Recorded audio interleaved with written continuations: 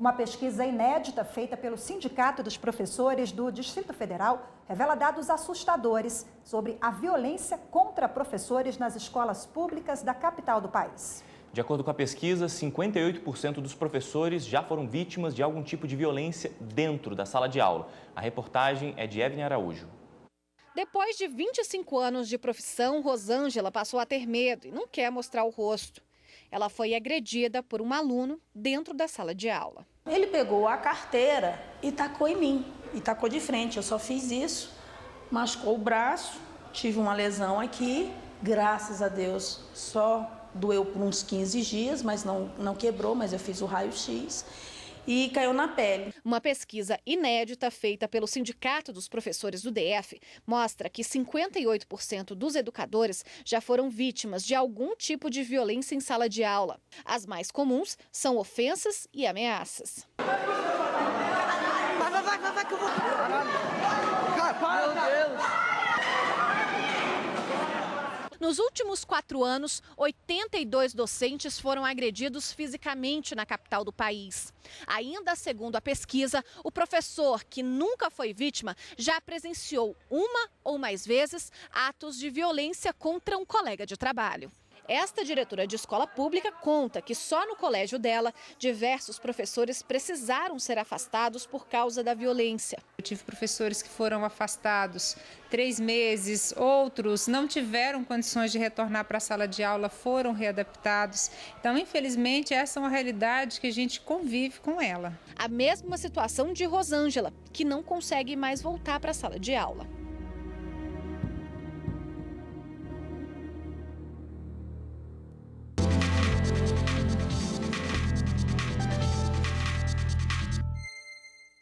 Quem está aqui com a gente hoje é Gustavo Fagundes, advogado especialista em direito educacional. Olá, boa tarde. Boa tarde. Boa tarde. Bom, esse assunto, infelizmente, não é um assunto novo. A gente já enxerga que é um problema em todo o país há muito tempo. Eu queria que o senhor comentasse um pouco sobre a realidade hoje e há 20 anos atrás. Realidades completamente diferentes, né? Sim, completamente diferente. E, bom, eu venho de um tempo em que o professor ele era extremamente respeitado, né? Onde eu estudei, o professor chegava na porta da sala, os alunos se levantavam, o professor entrava e aí os alunos sentavam para que a aula iniciasse. Era um tratamento extremamente respeitoso. Eu acho até que poderia ser exagerado, mas o respeito ao professor é fundamental. E eu vejo isso como decorrência de um certo encolhimento do papel da família no processo educacional. A impressão que nós temos é que a família terceiriza a responsabilidade da educação das crianças e dos jovens para a escola. E esquece que, na verdade, a educação é um processo que começa basicamente na primeira infância. A questão de estabelecimento de limites, de respeito, de regras de convívio social, de homenagem à hierarquia, à disciplina e à autoridade é algo que ou você incute na criança desde cedo, ou, com o passar do tempo, cada vez mais isso vai se tornando inviável. E aí nós temos hoje uma geração de jovens que, além de não ter limites, é uma geração que não é acostumada a ouvir não. Eu acho que parte dessa responsabilidade vem das famílias, parte vem de um excesso protetivo que é a própria legislação de um Estado que busca tutelar por demais todas as relações, meio que blindar o jovem. Eu acho que conviver com angústia, conviver com o não, conviver com incerteza, com problemas, com desgosto, faz parte do processo educacional. E o reflexo, então, são esses números altíssimos que a gente viu aí na reportagem. Quase 60% dos professores já foram vítimas. É um número muito alto, né? É um número absurdo. É um número absurdo, preocupante, porque esses jovens que dão esse tipo de demonstração dentro de sala de aula, que devia ser um ambiente totalmente voltado para a formação. A gente lembra que na LDB é muito claro, quando você fala em educação, você tem 3 objetivos primordiais.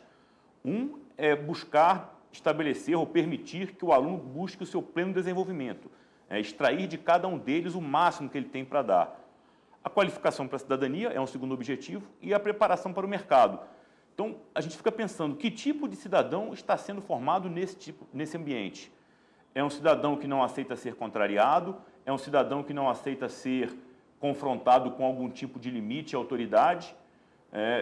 a gente percebe que se busca, agora tem a discussão da Base Nacional Comum Curricular, então a preocupação com, temos que inserir o ensino de artes, a música, a cultura, eu concordo com isso tudo, mas eu acho que houve um grande desserviço à educação na hora em que se retirou do currículo das escolas a questão da...